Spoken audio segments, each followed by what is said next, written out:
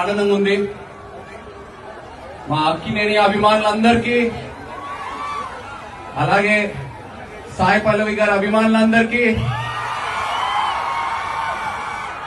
శ్రీకాకుళం ప్రేక్షకులందరికీ very very good evening. ఈ తండేసిన ప్రయాణం శ్రీకాకుళంతో మొదలైంది. నాకు చందుకొండేటి కార్తీకి ఐడియా చెప్పినప్పుడు ఫస్ట్ శ్రీకాకుళంలోనే అడుగు పెట్టాము.